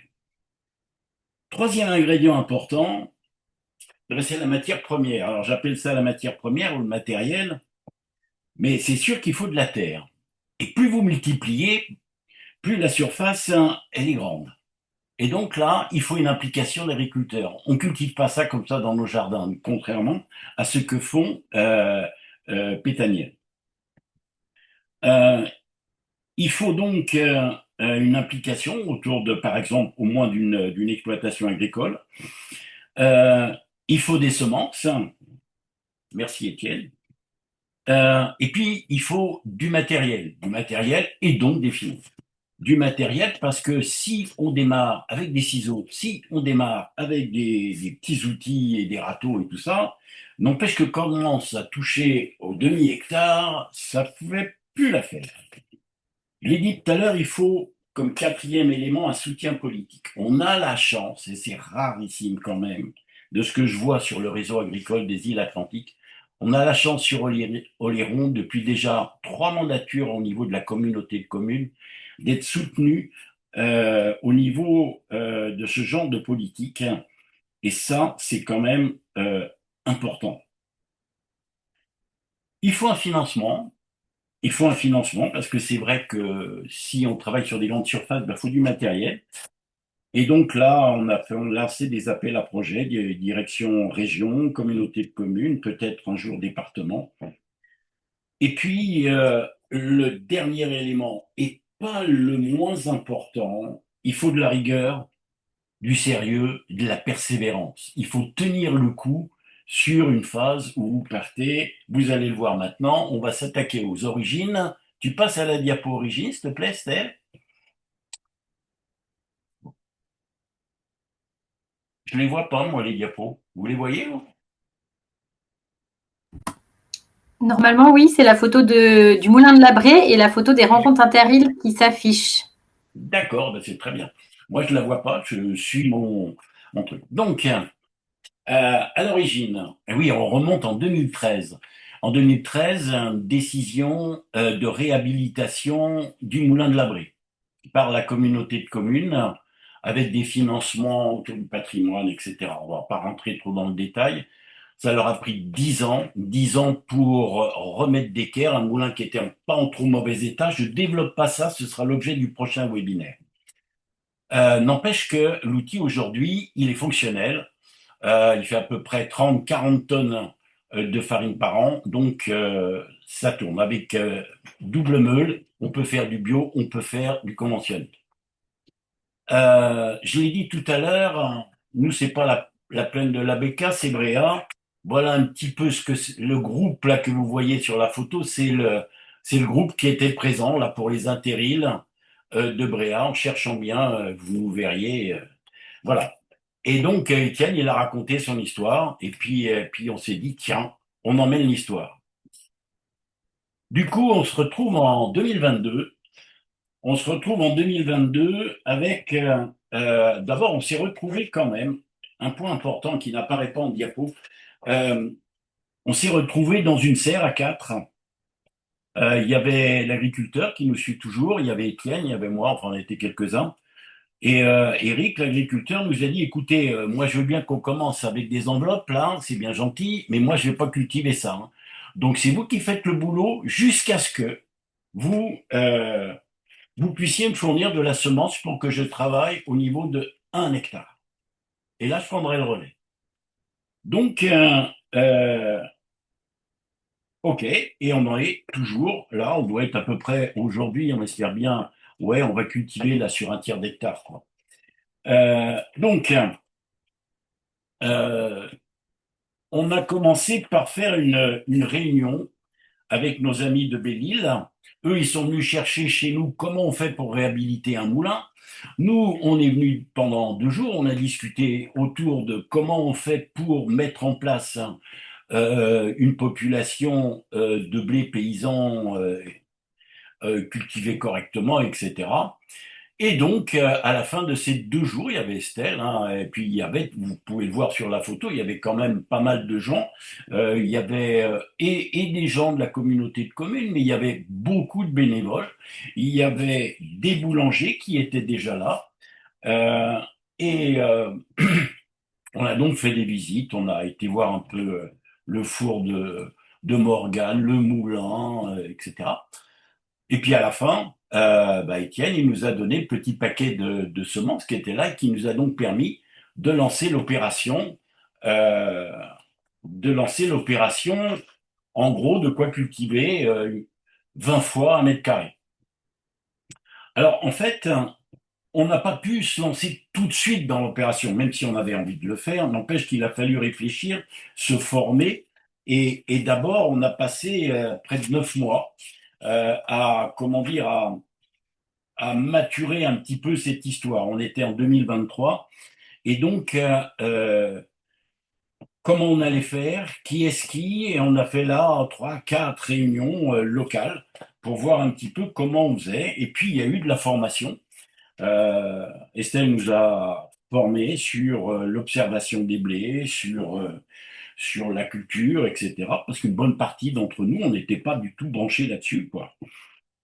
Euh, Et puis donc nous apporter cet encadrement scientifique qu'on a fait aussi donc avec le CPIE local qui continue toujours à nous suivre à ce niveau-là. On va passer à la saison 1, la diapo saison 1. Voilà. Bon, comme vous pouvez le voir là, on s'est protégé des oiseaux parce que nous aussi on a des soucis par rapport à ça. Donc en fait, on a récupéré des arceaux de cerf, on a mis un filet là-dessus. Et on a donc fait une quarantaine de parcelles, une trentaine de parcelles d'1 m². C'était donc, on n'a pas cherché des semences à droite à gauche, c'est Étienne qui nous les a passées. Euh, et puis donc, ben voilà, vous voyez les premiers outils, ça va être intéressant de voir quels sont nos outils aujourd'hui. Et puis, sur observation, etc., relevé, entretien, tout un groupe là qui fait le boulot de quotidien, je dirais, enfin au niveau au moins par semaine. En juillet, là, vous nous voyez au mois de juillet 2024, hein, peu de temps avant la moisson, avec un séminaire qu'on avait organisé là pour faire le point un petit peu d'où on en était. On passe à la diapo suivante hein, avec la moisson. Euh, voilà, ça donne ça. On a récolté notre, allez, 25 variétés, là, ou 25 populations. Et puis, on a commencé à battre. Alors, on a un copain qui a trouvé en Bretagne une égreneuse. On a commencé à la bricoler, à l'équiper. Et puis, il s'avère qu'elle tourne toujours et qu'elle va bien. Elle est aujourd'hui équipée d'un moteur triphasé avec variateur de fréquence qui nous amène à permettre de faire du battage correctement. Bon, ça reste une vieille machine, mais n'empêche qu'elle est capable de faire le boulot quand elle est bien réglée. Ensuite, donc, on a préparé la saison 2. C'est, comme vous pouvez le voir sur la photo, la diapo là, avec ce tableau numérique. C'est quand même pas mal de calculs pour savoir, compte tenu des masses qu'on dispose, ce qu'on met de côté, puisqu'on le congèle à l'époque, on mettait au congèle un quart de notre production et 3 quarts que l'on allait semer. Et donc, faire les calculs qui nous permettaient de déterminer la taille de la parcelle pour la saison 2. Et vous nous voyez là en train de faire, cette fois-ci, non pas à la binette, hein, mais avec des semoirs à main, des multitouts, la semence de la saison 2 qui a débouché pour la diapo suivante, celle où on nous voit là au milieu des blés. Voilà la parcelle au mois de juillet 2025, saison 2. Voilà, donc qu'est-ce que je pourrais rajouter sur 2025? On avait 18 populations et puis on avait multiplié aussi, on avait par le CRB récupéré des semences de petits épeautres Ça, c'est pour vous dire qu'en fait, les boulangers, ils surveillent. On a 4 boulangers, des bons boulangers sur l'île, des vrais. Et ils surveillent de près ce qu'on fait. Et ils nous avaient dit, pour 2 d'entre eux, nous, ce qu'on aime bien, et nos clients, ils aiment bien, le petit épeautre. Donc, essayez de vous dégoter des petits épeautres, multipliez-les. Et c'est ce qu'on a fait, en fait, sous la... Là, vous nous voyez, on est en plein champ, on n'est plus protégé par les arceaux, ni le filet. Mais on avait gardé ce filet et ces arceaux, et c'est là-dessous qu'on a fait notre saison où on a développé 13 populations de petits épeautres. Euh, saison 2, la suite, avec le battage et le vannage. Voilà, on retrouve notre bonne vieille égreneuse. On voit que le groupe, il est là.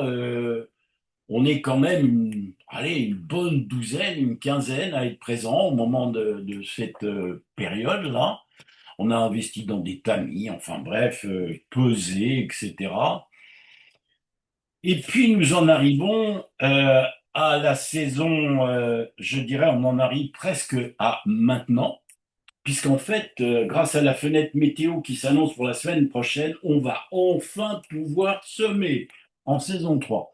Et donc, voilà, on a notre plan de semis qui est prêt, vous voyez, on a tout préparé, on a investi, puisque nous avons eu un financement par la région, non négligeable de 14 000 euros. On avait présenté un beau dossier. J'y viendrai sur les gens qui composent le groupe parce que ça, c'est important. Et là, on est sur une machine qu'on a donc récupérée, un semoir Ebra 4 ans, avec lequel on va faire nos semis pour la première fois vraiment mécanisés dans quelques jours. Voilà où on en est. Alors maintenant, je passe à la partie. Ça va, je suis pas trop long, Estelle, je suis bon. Alors, ouais, il faudrait que tu accélères un petit peu voilà, Et pour là, la fin. Si tu peux faire encore 5 minutes, c'est bien. ça boule. Donc, relation avec les professionnels de la filière. Euh, Évidemment, le moulin, lui, il a une meunière, donc qui fait partie du groupe. Je vous l'ai dit tout à l'heure, il y a 4 boulangers. La photo du milieu en haut, c'est Eric, c'est la ferme de la Josière, c'est-à-dire cette ferme qui, depuis l'origine, suit cette opération. En dessous, vous avez en 2023 la réunion avec la communauté de communes. On était là tous autour de la table pour discuter ensemble avec Belle-Île. Ici, une photo de Morgane avec son four à pain qui attend avec impatience que de pouvoir travailler notre farine. Ça va venir. Je pense qu'on va peut-être pouvoir commencer l'année prochaine. Voilà pour la filière. Elle regroupe donc à la fois des bénévoles, je dirais oui, c'est les 3 quarts de l'histoire, et elle regroupe boulanger, un agriculteur pour l'instant, même si les autres sont dans la liste, mais pour l'instant ils ne bougent pas, et donc le moulin avec ses responsables. Au niveau, et ça c'est important, on va passer aux difficultés. Euh, les difficultés, comme vous pouvez le voir, là, j'ai mis une carte hein, où sont recensées les exploitations agricoles sur l'île. Je rappelle que l'île d'Oléron, c'est la 2e île de France métropolitaine après la Corse. C'est donc une surface non négligeable, c'est à peu près 80 exploitations agricoles. Et à l'intérieur de ces 80 exploitations agricoles, il y a à peu près 6 exploitations qui font des céréales.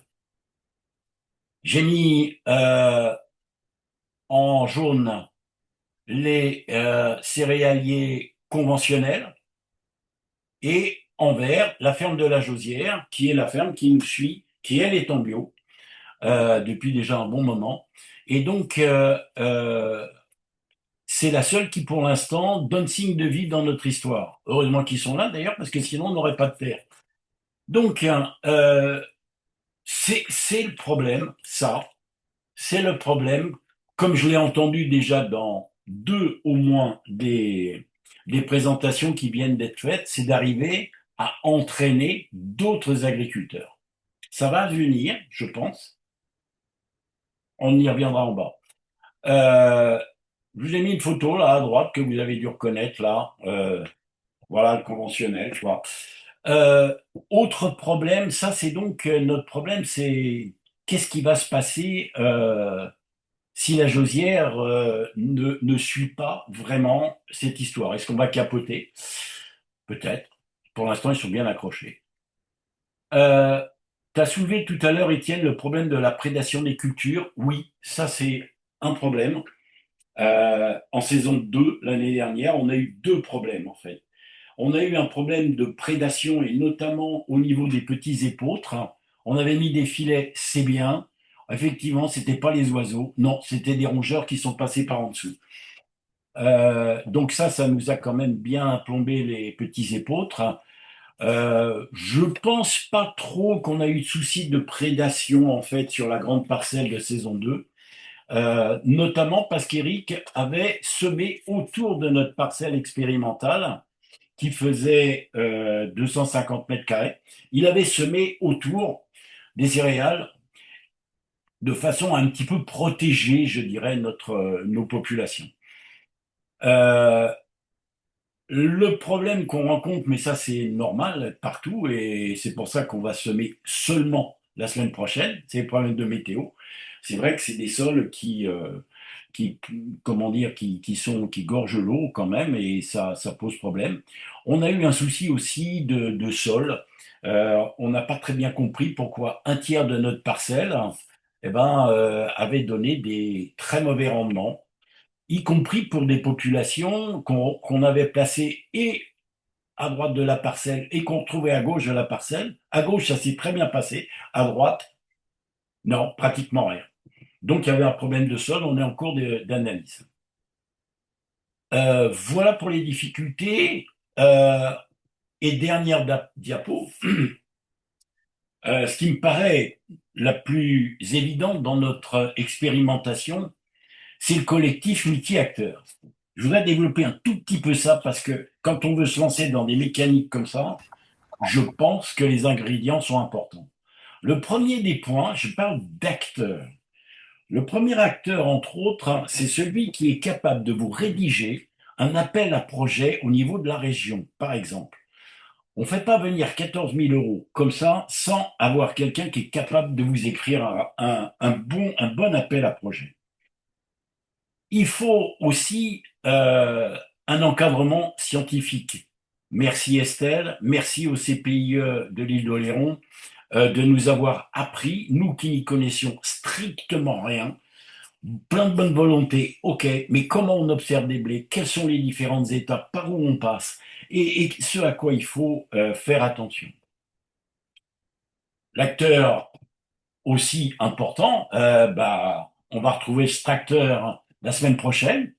Cette fois-ci, il sera équipé du semoir. Il faut, en bas à gauche, dans le cadre des multi-acteurs, il faut des bricolos. Il faut des gens qui savent maîtriser le matériel, quasiment des ingénieurs qui sont capables de vous monter un moteur triphasé avec un variateur de fréquence pour faire tourner une bécane qui a presque un siècle. Il faut des gens aussi qui sont capables je crois que c'est important, d'utiliser des tableurs, d'utiliser des, des outils informatiques pour pouvoir prévoir ce qui va se faire, pour calculer les rendements.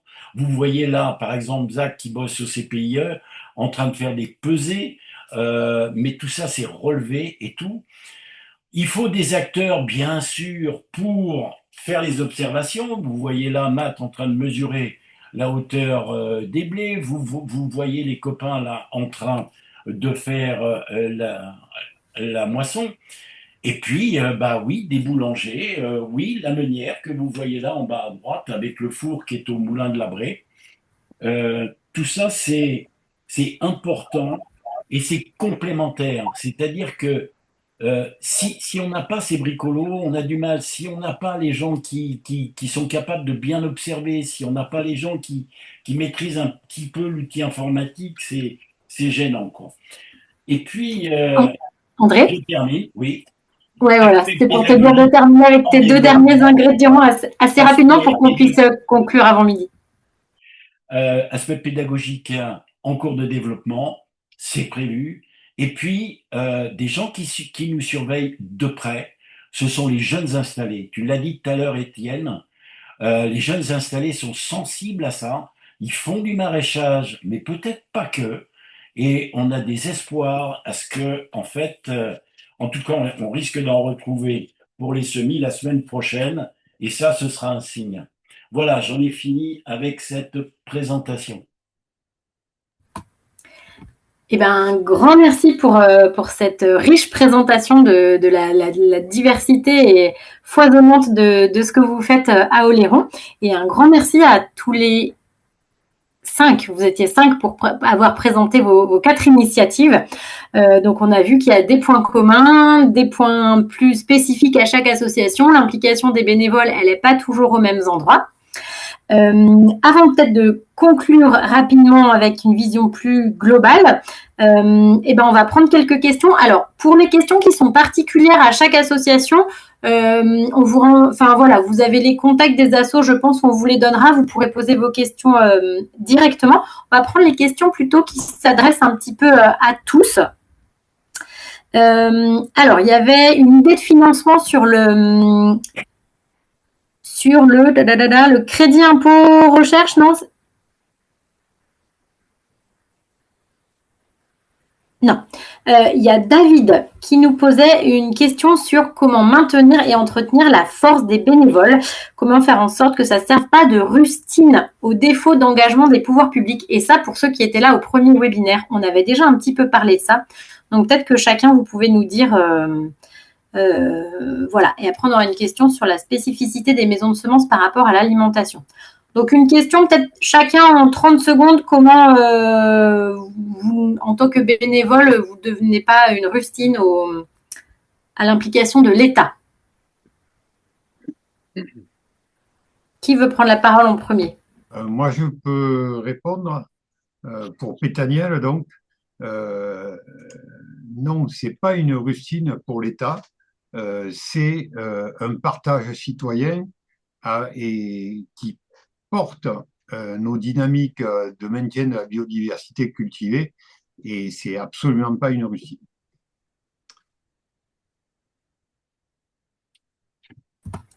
Merci beaucoup. Est-ce qu'il y a une autre initiative qui veut témoigner ou donner sa vision? Bah, moi, je veux bien, si tu veux. J'ai pas ce sentiment du tout de rustine par rapport à l'État. On est plutôt en train d'essayer de se battre localement et avec d'autres participants, d'autres acteurs ailleurs. On est notamment en ce moment en cheville avec le Gabanjou, avec la ferme de Bushman. Voilà, donc c'est plutôt par des mécaniques comme ça que qu'on s'en sortira. J'avoue que je n'attends rien de l'État. Je suis désolé. Bon, d'accord. J'entends l'État au niveau politique. Je ne parle pas de l'INRA, je ne parle pas de tout ça, hein. Je parle au niveau politique. En ce qui nous concerne du Grand-Pin et pas que de Belle-Île, je crois que nous, on a une vraie question à nous poser, c'est comment renouveler l'intérêt, l'enthousiasme des citoyens, par quel biais, et puis comment aussi renouveler les bénévoles.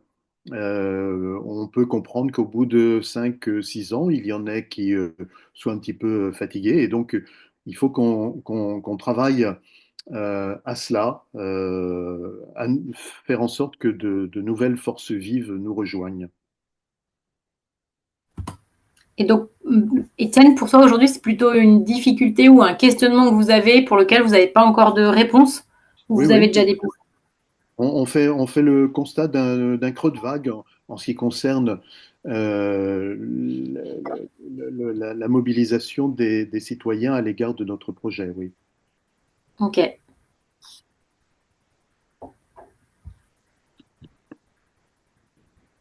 Eh ben, merci pour ces questions. et pour ces réponses. Et alors, une petite question spécifique qui est: qu'est-ce qui fait la spécificité d'une maison de semences par rapport à d'autres démarches de type maison de l'alimentation? Est-ce que vous pouvez donner votre vision? Alors, Daniel, Maison de Semences, c'est une association qui est fédérée au réseau national des semences paysannes. Première chose.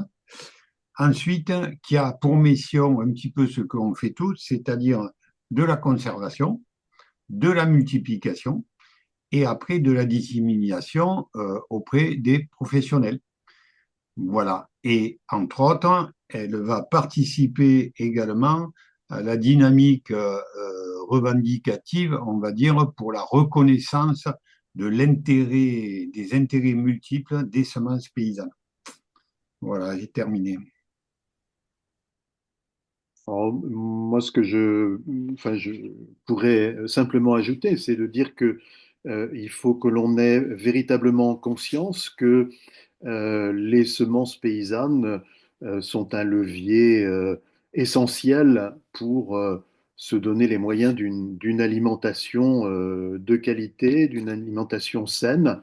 C'est le seul moyen pour lutter contre la standardisation de l'alimentation. Il faut démarrer par les semences. Donc c'est un travail essentiel.